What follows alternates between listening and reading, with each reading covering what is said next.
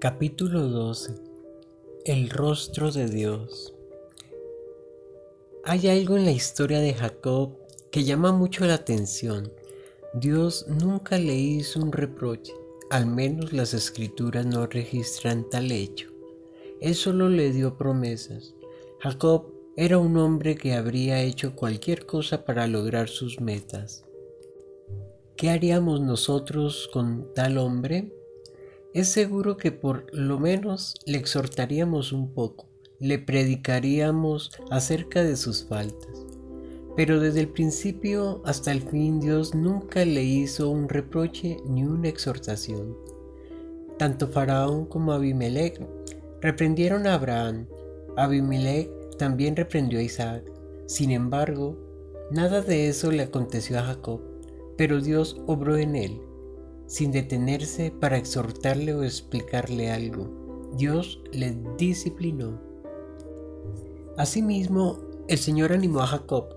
La primera vez en Betel, Dios le prometió: he aquí yo estoy contigo. Génesis 28:15. Y así fue, Dios le guió.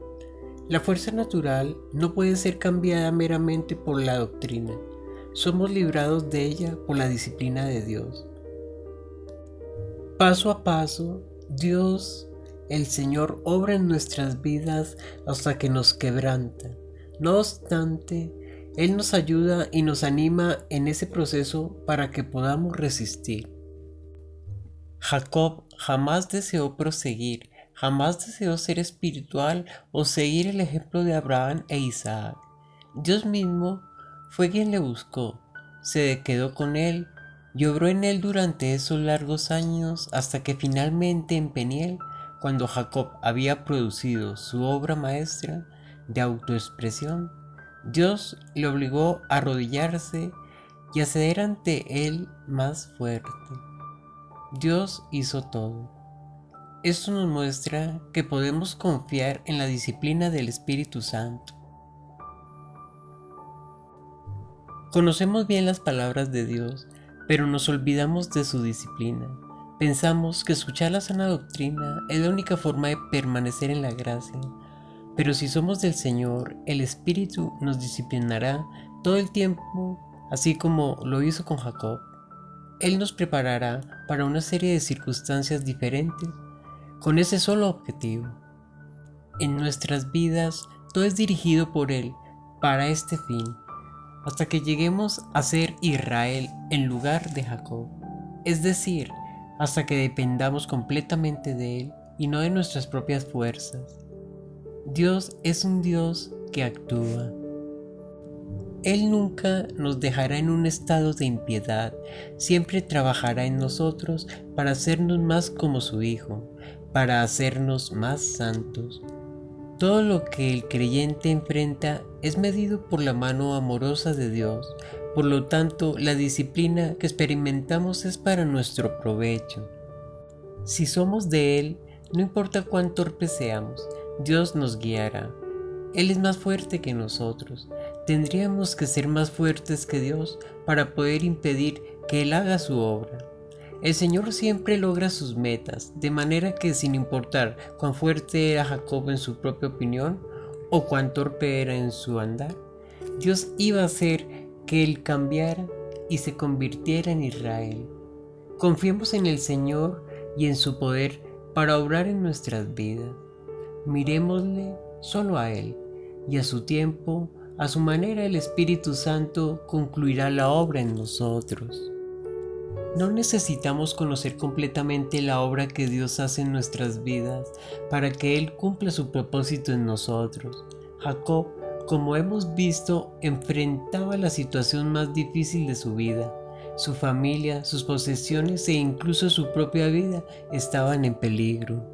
Él nunca había pensado en los bienes o en los sentimientos de los demás, pero ahora era su propia familia y sus posiciones las que peligraban, de modo que elaboró cuidadosa y detalladamente su plan sin saber que Dios estaba obrando en toda la situación. Jacob no sabía que estaba exponiendo su fuerza natural. Esaú había sido puesto en escena por Dios para que esa fuerza natural fuese completamente descubierta y expuesta. Dios nos lleva hacia eso, permitiendo circunstancias en las cuales nos descubrimos a nosotros mismos y vemos nuestra maldad. Todo el significado de Peniel está aquí. Nuestra vida natural tiene un principio gobernante que normalmente no reconocemos. Solo cuando llegamos a un lugar como el Mahanim de Jacob es cuando Dios deshace aquello de lo cual estábamos más orgullosos. Ese orgullo es lo que Dios odia. ¿Hay algo de lo cual estamos orgullosos? Algo que cuidamos mucho, pues presenta nuestra mayor hazaña, lo mejor de nosotros. Cuando Dios toca eso, nos sentimos profundamente avergonzados, debido a que la disciplina del Señor no solo nos muestra nuestra debilidad, sino que nos produce vergüenza ante Él. Peniel significa el rostro de Dios. Vi a Dios cara a cara y fue librada mi alma, dijo Jacob. Génesis 32:30. Dios utiliza la luz para exponernos a la situación verdadera en la que se encuentra nuestro corazón. Y eso es lo que nos derriba. La luz expone cuál es verdadera fuente y la motivación de nuestra alma. Dios, en su misericordia, nos lleva a este lugar de confrontación. Solo allí podremos ver todo aquello de lo cual estábamos orgullosos. Recordemos que el Señor está tratando con lo que realmente somos, y Peniel es una muestra de su obra en nuestro interior, pues allí, a la luz de Dios, estamos obligados a demostrar lo que realmente somos. No podemos simular. El Señor es quien puede transformarnos. Si nosotros lo intentáramos por nuestros propios medios, no lograremos nada. Muchos de nosotros no conocemos completamente lo que ha ocurrido en Peniel hasta que ha pasado cierto tiempo. No sabemos exactamente cómo ni cuándo ocurrió, pero sabemos que algo ha cambiado. El toque de Dios nos aleja de las cosas que antes nos gustaban. Solíamos hablar con cierto orgullo, pero ahora debemos decir junto a Pablo: y estuve entre vosotros con debilidad y mucho temor y temblor, y ni mi palabra ni mi predicación fueron con palabras persuasivas de humana sabiduría, sino con demostración del Espíritu y de poder. 1 de Corintios 2, 3, 4. Servimos a Dios y hablamos de su obra en nosotros porque este es el deseo del Señor, pero ya no lo hacemos con orgullo, sino con humildad. Hacemos el trabajo que Él nos ha encomendado, pero solo porque Él en su gracia nos capacita para hacerlo. Peniel es un nuevo comienzo con Dios, pero no es un símbolo de perfección. Allí por primera vez Jacob es llamado Israel. Sin embargo, después de esto aún vemos que muchos se refieren a él como Jacob. Todavía quedaba mucho por hacer en él. Peniel es una encrucijada. El camino de Abraham llevaba a Siquén y allí a Betel y a Hebrón. Estos, como hemos visto, son lugares característicos de la tierra. Fue después de Peniel que Dios guió a Jacob por el camino de Abraham. Sin embargo, aún después de Peniel, Jacob prosiguió con sus propios planes. Si reconocemos cómo actuamos nosotros en las diferentes situaciones de la vida, tendremos misericordia del patriarca. Cambiar en un instante no es un asunto humano, requiere de la obra del Señor. Sí, es cierto que Jacob prosiguió el camino que había tomado antes de que Dios lo enfrentara. Pero cuando él se encontró con Esaú, descubrió que había desperdiciado su tiempo al idear un plan. Pero Esaú corrió a su encuentro y le abrazó, y se echó sobre el cuello y le besó, y lloraron. Génesis 33:4. Toda la astuta y calculadora preparación había sido en vano. Esaú estaba dispuesto a reconciliarse con su hermano. Observemos la conversación que siguió después de que Jacob le ofreció los presentes que había preparado. Y Esaú dijo: Suficiente tengo yo, hermano mío, sea para ti lo que es tuyo. Y dijo Jacob: No, yo te ruego, si haya hallado gracia en tus ojos, acepta mi presente, porque he visto tu rostro como si hubiera visto el rostro de Dios, pues que con tanto favor me ha recibido. Génesis 33, 9, 10. La forma en que Jacob se dirigió a su hermano puede parecerse demasiado aduladora, pero no debemos considerar esto como otra de las maquinaciones del patriarca. Hay verdad en sus palabras: he visto tu rostro como si hubiera visto el rostro de Dios. Era tal su alegría al ver a Esaú que se sintió como si hubiera visto al Señor. Cuán profundas son las lecciones que Dios le estaba enseñando a Jacob por medio de este encuentro con Esaú. Así volvió Esaú aquel día por su camino a Seir, y Jacob fue a Sucot y edificó allí casa para sí, e hizo cabañas para su ganado.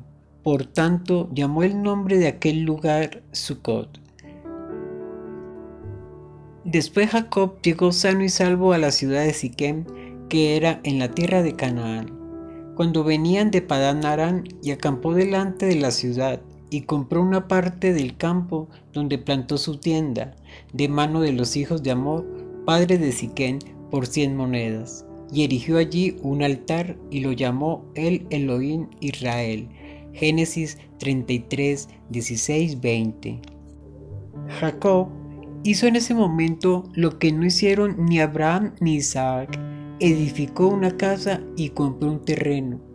Él dejó su tienda, pero también erigió un altar a Dios, el Dios de Israel. Mientras el Señor había colocado a los padres de Jacob en tiendas, él había edificado una casa. Sin embargo, Jacob debía dirigirse a Betel. En Siquem, Jacob experimentó varios problemas. Génesis 34. Incluso su nombre llegó a ser ofensivo a los habitantes de la región y de su propia casa, y corría peligro. Después de eso, las escrituras nos dicen: dijo Dios a Jacob: levántate y sube a Betel, y quédate allí, y haz allí un altar a Dios que te apareció cuando huías de tu hermano Esaú. Génesis 35:1. Aquí Betel, el Señor completó su obra en el patriarca. Ese era el lugar especial para Jacob, porque allí Dios se apareció a él por primera vez. Betel significa la casa de Dios, un lugar donde no nos atrevemos a llevar nada que no sea de Dios. Entonces Jacob dijo a su familia y a todos los que con él estaban: quitad los dioses ajenos que hay entre vosotros y limpiaos, y mudad vuestros vestidos, y levantémonos y subamos a Betel, y haré allí altar a Dios, que me respondió en el día de mi angustia, y ha estado conmigo en el camino que he andado. Génesis 35, 2, 3. Como vimos en la vida de Abraham, Siquem representa la fuerza de Cristo con nosotros para tratar cualquier asunto. Y edificó allí un altar y llamó el lugar El Betel. Génesis 35, 7. Es decir, el Dios de Betel en Siquem. Jacob llamó a Dios el Dios de Israel. Ahora él lo llama a él Dios de Betel.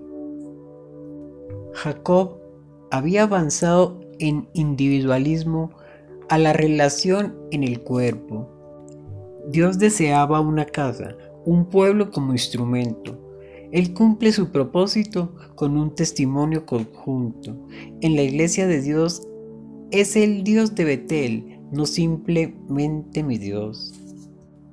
Apareció otra vez Dios a Jacob cuando había vuelto de Padán Aram, y le bendijo, y le dijo Dios: tu nombre es Jacob, no se llamará más tu nombre Jacob, sino Israel será tu nombre. Y llamó su nombre Israel. Génesis 35, 9, 10. Dios se le apareció una vez más en Betel, pero esta vez no en sueños. El Señor vino a ese lugar para completar lo que él había comenzado en Peniel. Aquello que comienza cuando vemos la luz de Dios se complementa en la casa de Dios. En Betel el Señor le dijo a Jacob estas palabras: yo soy el Dios omnipotente. Esas eran las mismas palabras que él le había mencionado a Abraham.